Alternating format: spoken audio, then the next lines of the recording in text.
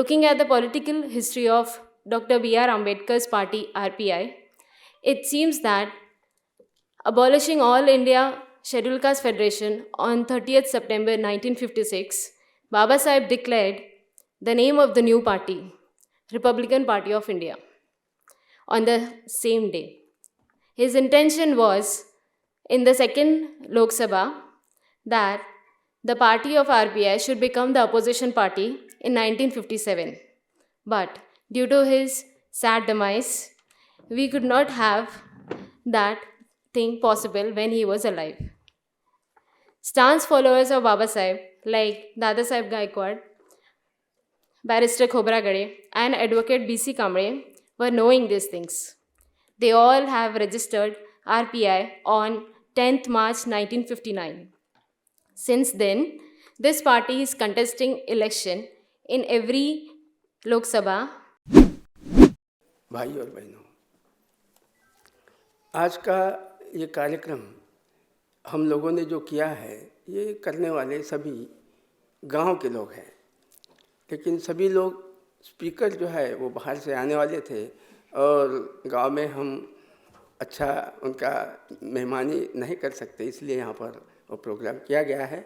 हमारे गांव के भी लोग आए हैं और नागपुर को भी लोग आए हैं, इसलिए मैं सबको धन्यवाद देता हूँ। ये प्रोग्राम रखने की वजह जो है उसका थोड़ा सा मैं बताता हूँ। ये प्रास्ताविक जो है, भारत में जब हम देखते हैं, भारत में 52% ओबीसी रहते हैं, जिन्हें हम समाजवादी कहते हैं। 17% शेड्यूल कास्ट, 9% शेड्यूल ट्राइब, यानी कुल मिलाकर 26% होते हैं, उन्हें हम अम्बेडकरवादी कहते हैं। और 19% माइनॉरिटीज़, जिसमें 14%, लगभग 14% मुस्लिम रहते हैं और बाकी के 5% में सिख, ईसाई, जैन, बौद्ध, पारसी ऐसे लोग रहते हैं। ये कुल मिलाकर अगर देखेंगे तो ये 97% होते हैं, 97% होते हैं। ये 97% होते हुए भी समाजवादी और अम्बेडकरवादी की संख्या 57% होते हुए भी 3% आरएसएसवादी 2014 से इस देश में राज कर रहे हैं। इन 97% समाजवादी और आरएसएसवादियों में से सच्चे 1 डजन समाजवादी और सच्चे 1 डजन अम्बेडकरवादी 2024 का लोकसभा इलेक्शन म्यूचुअल अंडरस्टैंडिंग से लड़ते हैं। तो 2014 से चलने वाले आरएसएस के विचारों पर चलने वाले एससी, एसटी, ओबीसी और सवर्ण, ये सिर्फ 4 वर्ग की सरकार इसका सफाया करके समाजवादी और अम्बेडकरवादी एससी, एसटी, ओबीसी और माइनॉरिटीज़, जिसमें 14% मुस्लिम हैं और 5% में सिख, ईसाई, बौद्ध, जैन हैं, इनका समावेश हो सकता है अगर अपन इस तरह से 1 डजन समाजवादी और 1 डजन अम्बेडकरवादी चुनेंगे।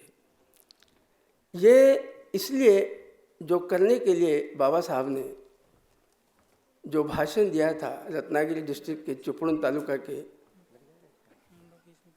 एक गांव में, खेलडी नामक गांव में बाबा साहब ने एक भाषण दिया था। वो भाषण इस प्रकार है।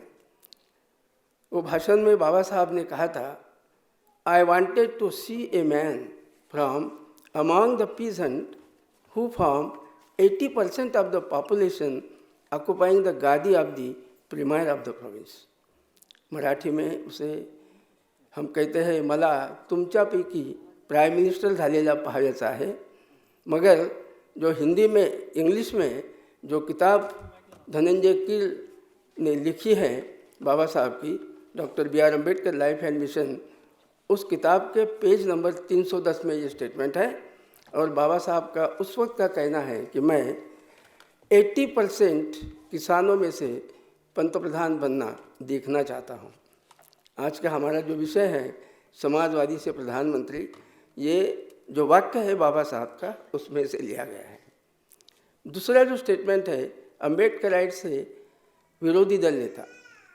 हम सभी जानते हैं कि बाबा साहब ने स्वतंत्र मजदूर पार्टी, उसके बाद शेड्यूल कास्ट फेडरेशन पार्टी निकाली थी। 42 में शेड्यूल कास्ट फेडरेशन निकालकर 52 में बाबा साहब पहली लोकसभा लड़े। 2 खासदार तब भी चुनकर आए थे उनके, मगर 10 राज्यों में उन्होंने वो इलेक्शन लड़ा था और उसमें से 5 राज्यों में 4% से ज़्यादा वोटिंग मिला था। इसलिए वो Akhil Bharatiya schedule caste federation जो बाबा साहब ने पार्टी बनाई थी 42 में, वो पार्टी 52 में नेशनल पार्टी बनी। उस वक्त भारत की 14 पार्टियां नेशनल पार्टी थी, उसमें बाबा साहब के पार्टी का नाम था। वो पार्टी जो नेशनल पार्टी बनी, उस पार्टी को बाबा साहब ने 30 सितंबर 56 को बर्खास्त किया और बोला, वही उसी वक्त बोला कि मेरी पार्टी आरपीआई विरोधी दल हो और वो भारत के राजनीतिक कार्यों का आधार बने। 30 सितंबर 56 के 14 दिन के बाद बाबा साहब ने धर्मांतर नागपुर में धर्मांतर किया और लोगों को दीक्षा दी। उसके बाद नवंबर में एक काठमांडू नेपाल में बौद्ध परिषद थी, वहाँ गए थे। दिसंबर के 6 तारीख को बाबा साहब चले गए, इसलिए वो पार्टी स्थापित नहीं कर सके। लेकिन उनके जो उस वक्त के नेता थे, उन्होंने 10 मार्च 1959 को वो पार्टी स्थापित की और तब से 1962 का इलेक्शन ये पार्टी लड़ रही है। ये दोनों बातें जो हैं, जो बाबा साहब चाहते थे कि किसानों में से मुझे पंतप्रधान देखना चाहता हूँ मैं, और मेरी पार्टी आरपीआई विरोधी दल हो और वो भारत के राजनीतिक कार्यों का आधार बने, इन 2 बातों पर लोगों का ध्यान अभी तक नहीं गया। साथियों,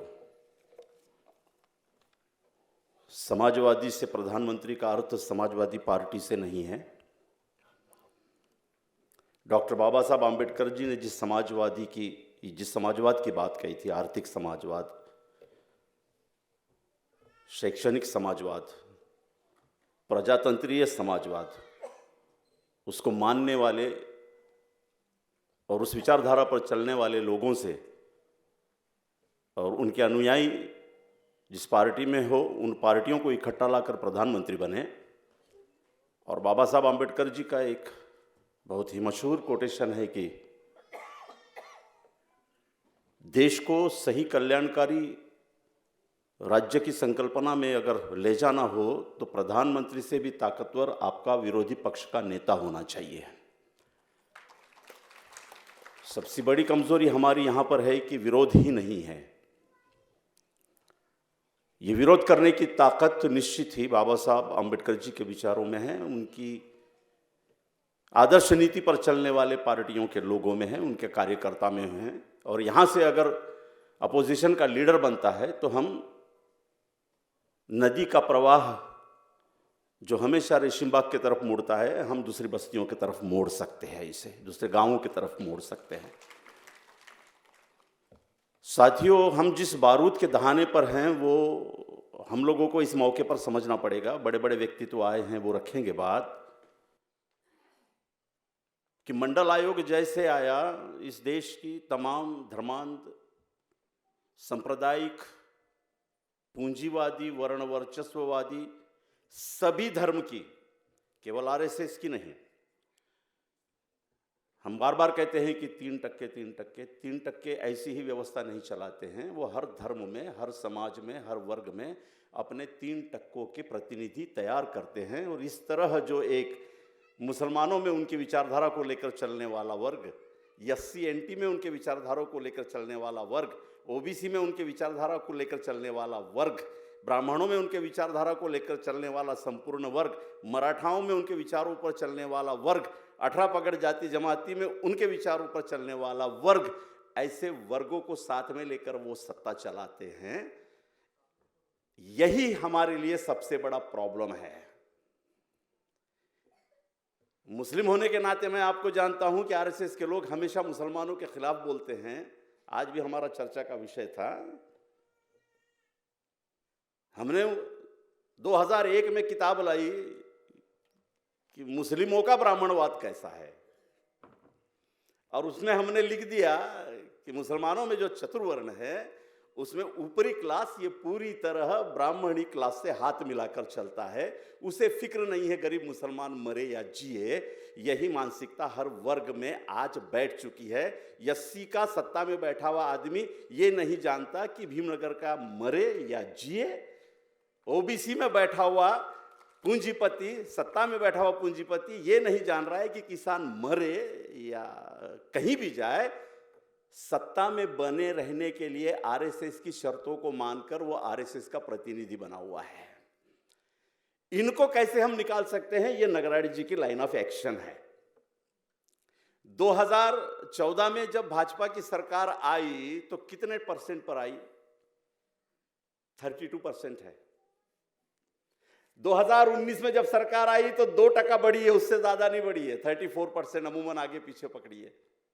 यानी 66% हम लोग एससी ओबीसी माइनॉरिटीज, हम लोग क्या एक्सेस पीपल हो गए हैं? हाँ, हो गए हैं। आरएसएस की थ्योरी को जरा ढंग से समझिए ताकि इस संगोष्ठी का कुछ अर्थ हमारे पास में आए और हम अपने एक्शन मोड में कुछ अच्छी तरह से एक्टिविटी को रन कर पाए। आप लोगों की जरूरत नहीं है। इस देश के 66% लोगों की भाजपा को राजनीति में जरूरत नहीं है। इस बात पर अगर तय हो जाए तो आपको काम करने की जरूरत कहां है, यह महसूस होगा। देखिए, 34% पर वो चुनकर आते हैं, ये कंफर्मेशन उनको हो गया है। और वो जानते हैं कि 66% में बिखराव है, और जब तक ये बिखराव है और जब तक वो बिखराव को ताकत देते रहेंगे, जब तक अपनी योजनाओं से वो बिखराव बनाकर रखेंगे, 66% लोग उनके लिए एक्सेस पीपल है राजनीति में। इसकी जरूरत आरएसएस को, भाजपा को नहीं है। और ये उन्होंने मुकम्मल कर लिया है। हम 2024 में फाइट करने जा रहे हैं। उन्होंने 34%, हो सकता है 1-2% और वो बढ़ा ले, उन्होंने इतना वोट कंफर्म किया है। कैसे?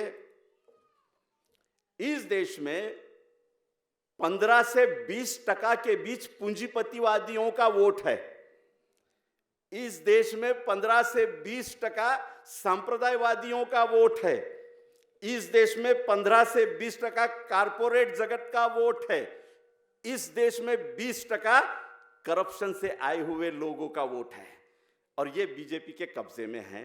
इसे आप तोड़ नहीं सकते, ये कंफर्म है। वो इस बात पे कंफर्म है, इसलिए डंके की चोट पर वो एससीओं को मार रहे, आदिवासियों को मार रहे, मुसलमानों को मार रहे, बुलडोजर चला दे रहे हैं, प्रजातंत्र के सारे की सारे संस्थाओं को उखाड़ फेंक रहे हैं, और बड़े हिम्मत से और आत्मविश्वास से कह रहे हैं कि हम फिर चुन कर आएंगे।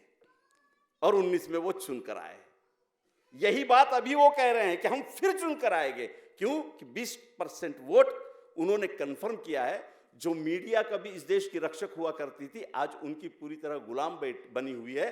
क्योंकि 2014 के बाद में मीडिया को दिया गया सरकार के तरफ से जो फंडिंग है, उसको देखना आप, करीबन 100 गुना बढ़ा हुआ है। 100 गुना।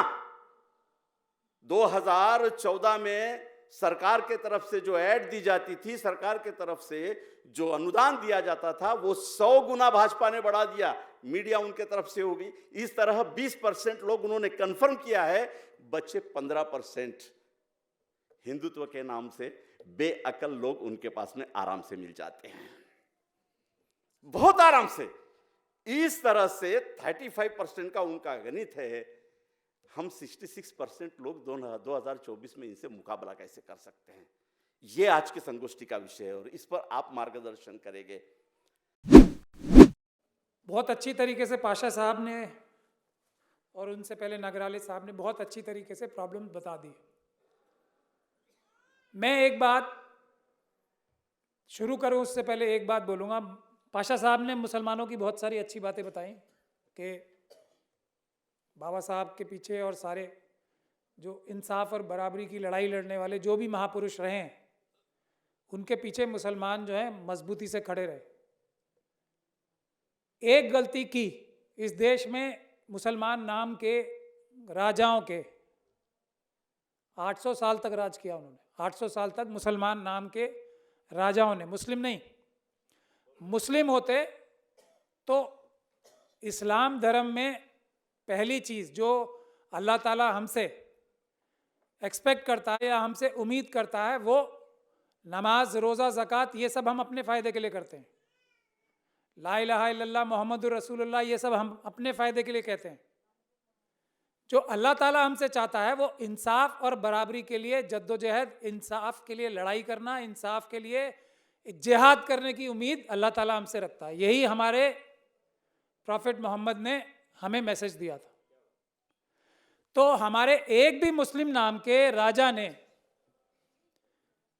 अगर एक फरमान, पाशा साहब, क्योंकि आप जनरल, पाशा का मतलब होता है जनरल 4 स्टार, मेरा भी नाम प्राचा जो बना है वो पाशा से ही बना है, 4 स्टार जनरल्स को पाशा कहते हैं। तो एक भी हमारे मुसलमान नाम के राजा ने एक फरमान जारी किया होता सिर्फ कि आज से छुआछूत खत्म,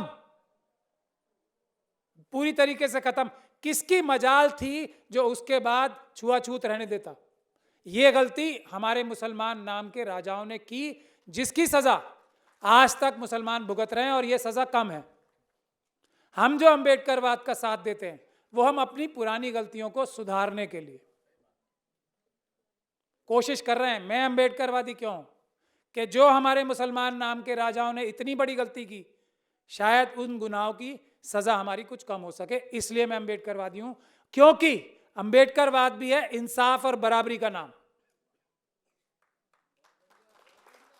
और यही इस्लाम का मैसेज है। हम लोगों की जिम्मेदारी इंसाफ और बराबरी के लिए जिहाद करना, और इंसाफ बराबरी सबके लिए, मुसलमानों के लिए नहीं।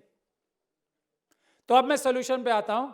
सोल्यूशन सीधा सीधा है। देखिए, दो, हम लोग तो क्योंकि खून में हमारे वो है ना, हम जनरल्स की वो बैकग्राउंड से आते हैं, हमारे ख़ानदान वाले जंगजू थे, तो मैं तो छुपाता नहीं हूँ इस बात को। थे तो थे, मना करने से भी ना नहीं हो जाएगी। ये बैटल लाइंस ड्रॉन हैं। एक तरफ है झूठ, मनुवाद, दोहितवाद हैं, और इसीलिए समाजवाद भी अम्बेडकरवाद का एक हिस्सा है। इसको अगर सरकार और ऑपोजिशन के लीडर में बांटेंगे तो मेरे ख्याल से, मेरी नाचीज राय ये है कि इससे हमारी कमजोरी बढ़ेगी, ज्यादा नहीं होगी। और दूसरी बात जो है नगराले साहब ने कही कि 143 सीटें वो हमें दे दें। कौन सी ऐसी पार्टी है आज जिसका कंट्रोल आरएसएस के मनुवादी मानसिकता के लोग नहीं करते? 143 सीटें वो कभी भी नहीं देंगे। तो ये फॉर्मूला बुनियादी तौर पे इसमें थोड़ी सी कमी है, उसके बारे में सोचना। 143 सीट कौन देगा? कांग्रेस देगी। कांग्रेस तो आरएसएस के ही दिखाए हुए रास्ते पे चल रही थी ना। अब उनकी डायरेक्ट पार्टी आ गई तो कांग्रेस के लात मार दी और अपनी पार्टी को लगा दिया अभी। लेकिन कांग्रेस में भी राहुल गांधी के चारों तरफ, गांधी फैमिली के चारों तरफ, उनके जितने भी बड़े बड़े एडवाइजर हैं, सबका डायरेक्ट कांटेक्ट आरएसएस से है। और आप लोग मुझसे अच्छी तरह जानते हैं क्योंकि आप नागपुर में रहते हैं। अब तक हम लोग यही सुनते रहे कि इस देश के जो SC, ST, OBC और माइनॉरिटी 85% बहुजन समाज हैं, उन लोगों को सत्ता में स्थापित करना, उन 15% लोगों को खदेड़ना, ये हमने अब तक सुना था। लेकिन पहली बार सुना कि विपक्ष भी अपना हो और पक्ष भी अपना हो। तो मैंने इस पर थोड़ा सा गहन अध्ययन किया और मैंने सोचा कि क्या ऐसा हो सकता है? तो मुझे लगा कि हो सकता है। और वो कैसे हो सकता है, वो एक उदाहरण के साथ मैं आप लोगों के साथ अपनी बात साझा कर रहा हूं। इस देश के अंदर सबसे पुरानी पॉलिटिकल पार्टी कांग्रेस है, आप तमाम लोग जानते हैं। कई दशक तक उसका मुल्क पर राज रहा। उसके बाद वर्तमान में बीजेपी राज कर रही है। लेकिन जब मैंने इन दोनों को पढ़ा तो जो मुझे महसूस हुआ वो आप लोगों के साथ साझा कर रहा हूं। और शायद आज का जो विषय है उस पर बोलने के लिए ये उदाहरण काफी रहेगा। जब कांग्रेस आरएसएस ने बनाई और उसके बाद बीजेपी आरएसएस ने बनाई, दोनों आरएसएस ने बनाई है, मैं गलत तो नहीं हूं। एक छोटा बेटा एक बड़ा बेटा, दोनों हैं आरएसएस के ही। जब कांग्रेस से वोटर नाराज होकर जाता तो बीजेपी में चला जाता था, जब बीजेपी से नाराज होता था तो कांग्रेस में चला जाता था। तो आरएसएस को कोई दिक्कत नहीं थी, क्योंकि वोट वहीं जा रहा है जहां वो चाहता है। कभी कांग्रेस से नाराज होता है तो बीजेपी में चला जाता है, बीजेपी से नाराज होता है तो कांग्रेस में चला जाता है। तो उसको कोई दिक्कत नहीं थी, कोई परेशानी नहीं थी। लेकिन परेशानी कब हुई? परेशानी तब हुई कि जब कांग्रेस और बीजेपी से नाराज होकर के वोटर तीसरा विकल्प ढूंढने लगा। तो उसका उदाहरण ये हुआ, उसका फल ये हुआ कि उत्तर प्रदेश में बहुजन समाज पार्टी की सरकार बनी, 4 बार बहन जी मुख्यमंत्री बनी। तो बीजेपी को दिक्कत हुई। अभी तक तो ये था कि कांग्रेस से नाराज होते थे तो बीजेपी में जाते थे, बीजेपी से नाराज होते थे तो कांग्रेस में जाते थे। लेकिन अब लोग कांग्रेस और बीजेपी दोनों से नाराज होने के बाद में वो तीसरा विकल्प ढूंढ रहे हैं। तो उत्तर प्रदेश में सबसे निम्न जाति की आने वाली महिला, हमारी सबकी बहन कुमारी मायावती जी मुख्यमंत्री बन गई। तो बीजेपी और कांग्रेस और आरएसएस तीनों के पेट में दर्द हुआ। मुलायम सिंह यादव मुख्यमंत्री बन गए, अखिलेश यादव मुख्यमंत्री बन गए, यानी वो वंचित समाज मुख्यमंत्री बन गया। जिसको कभी मुख्यमंत्री की कुर्सी के पास से गुजरने के लिए रास्ता नहीं था, वो लोग मुख्यमंत्री बने। बिहार के अंदर लालू यादव मुख्यमंत्री बने। इस बार आपने देखा कि तेजस्वी यादव मुख्यमंत्री बनते बनते रह गए। ये आरएसएस बीजेपी और कांग्रेस की समस्या है। अब आप कहेंगे कि मैं आपसे ये बात कह क्यों रहा हूं? ये बात मैं इसलिए कह रहा हूं कि जब आरएसएस बीजेपी को ये लगा कि लोग कांग्रेस और बीजेपी दोनों से नाराज होने के बाद में तीसरा विकल्प ढूंढ रहे हैं, तो उन्होंने बड़ी चतुर और चालाकी से तीसरा विकल्प अपना तैयार किया, जिसका नाम है केजरीवाल। बात अगर समझ में आ गई हो तो बताएं मुझे, बात समझ में आ गई आपके? उन्होंने तीसरा विकल्प अपना ही तैयार किया। वो नहीं चाहते कि लोग कांग्रेस और बीजेपी से नाराज होकर के समाजवादी पार्टी को वोट दें, बहुजन समाज पार्टी को वोट दें, राष्ट्रीय जनता दल को वोट दें, जेडीयू को वोट दें और अन्य किसी राजनीतिक दल को वोट दें। वो नहीं चाहते। और उन्होंने कहा कि अच्छा, तुमको तीसरा विकल्प चाहिए, तुम कांग्रेस से नाराज हो, तुम बीजेपी से नाराज हो, तो तीसरा विकल्प भी लो। ये बात तो तुम्हारी करेगा, लेकिन कच्चा इसका खाकी है, जिसका नाम है केजरीवाल। वो पहले दिल्ली में तैयार हुआ, अभी पंजाब में फिर सरकार बना ली, और अभी आपने देखा कि किस प्रकार से दूसरे प्रदेशों में वो जा रहा है। यानी कि बीजेपी और आरएसएस ये चाहते हैं कि अगर आपको हमसे नाराजगी है, कांग्रेस से नाराजगी है, तो आप जाइए, तीसरे विकल्प के रूप में भी हमारे छोटे वाले भाई को, यानी आरएसएस के छोटे रिचार्ज को स्वीकार करिए, हमें कोई दिक्कत नहीं है। तो जब उनका विपक्ष हो सकता है, उनका पक्ष हो सकता है, उनका तीसरा भी विकल्प उन्हीं का हो सकता है, तो फिर समाजवादी की का प्रधानमंत्री और फिर अम्बेडकरवादी का विपक्ष क्यों नहीं हो सकता? हो सकता है। इसके लिए काम करने की जरूरत है। दोस्तों, ये 5 साल इस अवधि के लिए चुनकर जाने वाले सांसदों और आमदारों के बारे में एक हमारे मराठी कवि विठ्ठल वाघ का कहना है कि आम्ही मेंढर मेंढर, आम्ही मेंढर मेंढर ज्यानं त्यानं हाकलावं, 5 वर्षाच्या बोलीनं होते आमचा लिलाव। दर 5 वर्षानंतर पक्षाच्या दावणीला बांधून आमचा लिलाव होतो, उघडपणे लिलाव होतो। म्हणजे मेंढरांपेक्षा आम्ही कमी नाही, मेंढरच आहोत आम्ही, हे आम्हा जनतेला उद्देशून त्या कवीनं म्हटलं है। अब यहाँ जो सवाल है, नगराले साहब को मैं धन्यवाद देना चाहूँगा कि विषय तो उन्होंने बहुत गंभीर रखा है, लेकिन इस विषय को अगर अपन उल्टा पढ़े तो सब्जेक्ट होगा कि आम्बेडकरवादियों से प्रधानमंत्री और समाजवादियों से अपोजिशन लीडर। क्यों आपने ऐसा सब्जेक्ट नहीं रखा नगराले सर? क्यों आम्बेडकरवादी प्रधानमंत्री नहीं बन सकते? किसी के ठेकेदारी है प्रधानमंत्री बनने की? तो सब्जेक्ट ऐसा होना चाहिए था कि आम्बेडकरवादियों से प्रधानमंत्री और समाजवादियों से विरोधी पक्ष नेता।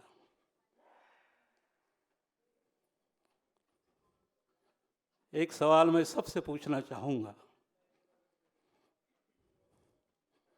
कि किसे हम समाजवादी कहते हैं और किसे हम आम्बेडकरवादी कहते हैं?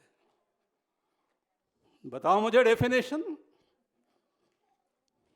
कोई परिभाषा नहीं है।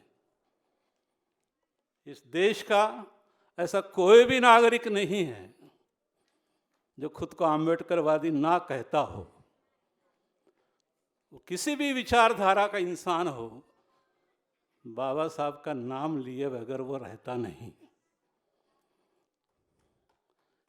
आपने समाजवादी और आम्बेडकरवादी ये दो अलग ग्रुप बना दिए इस सब्जेक्ट के माध्यम से। क्यों बाबा साहब अम्बेडकर के अनुयायी विरोध में बैठे हैं?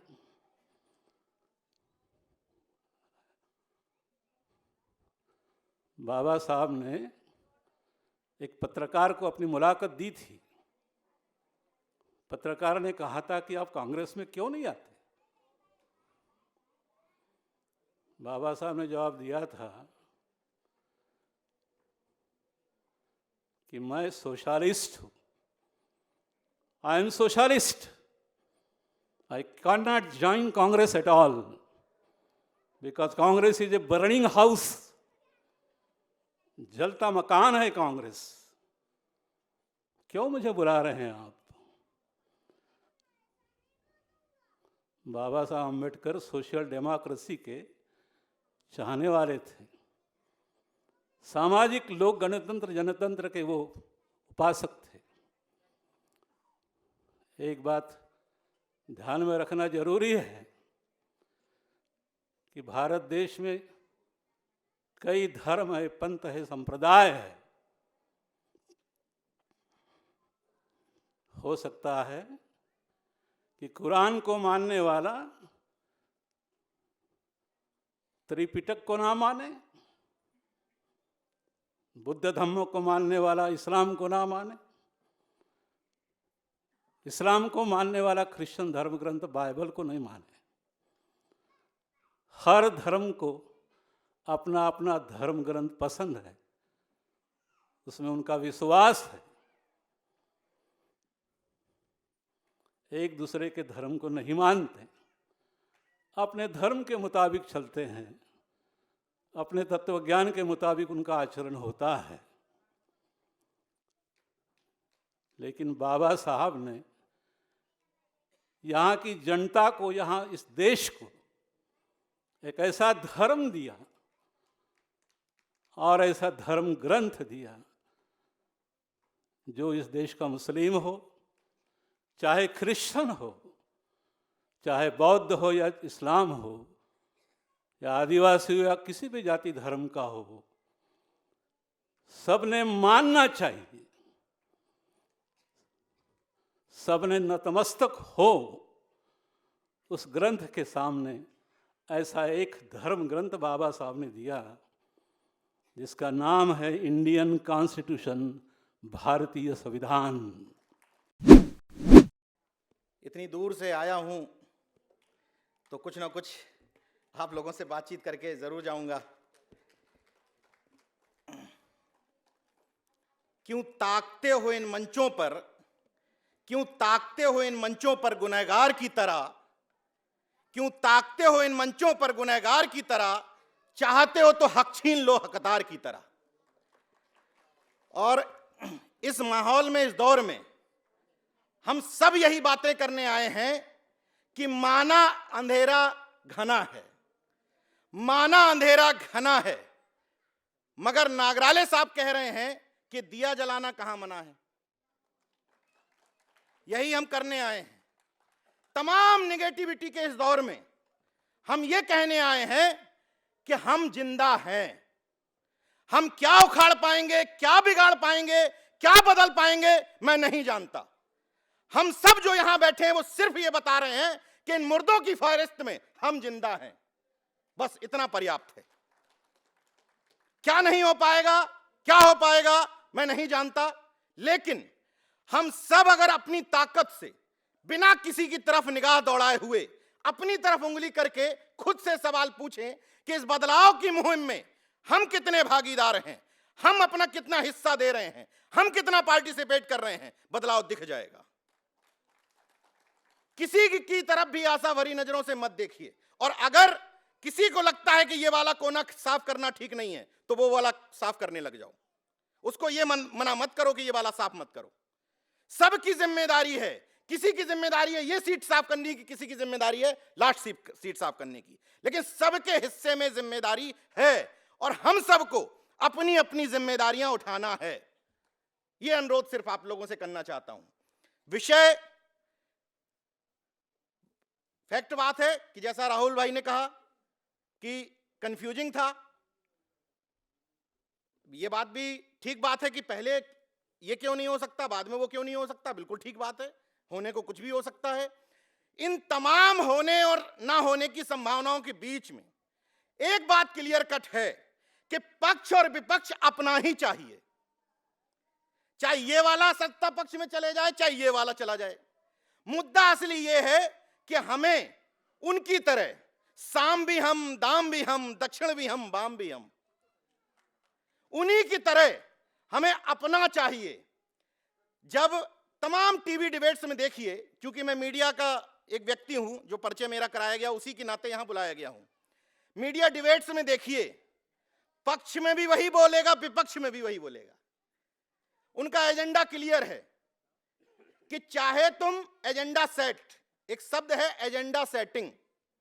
एजेंडा सेटिंग का मतलब यह होता है कि तुम चाहे पक्ष में चर्चा करो या विपक्ष में करो, लेकिन वो तय कर देते हैं कि करो इसी पर। उसी तरीके से मुझे जो समझ में आता है, नागराले साहब ने इससे पहले काफी कुछ समझाया हम लोगों को अलग से, लेकिन मुझे जो मोटी मोटी बात समझ में आई कि वो अल्टीमेटली ये चाहते हैं कि मुद्दा हमारा हो, सत्ता पक्ष भी उसी पर बात करे और विपक्ष भी उसी पर बात करे। और ये चीजें एक दिन में नहीं आएंगी। जैसा हम बोल रहे हैं, हमसे पहले लोग बोलते थे। मैं पाखंड का विरोध करता हूं, कबीर साहब भी करते थे, बाबा साहब भी करते थे, एक लंबा दौर चला है। निश्चित रूप से यह सवाल होना चाहिए कि ये परिभाषा कैसे तय हो।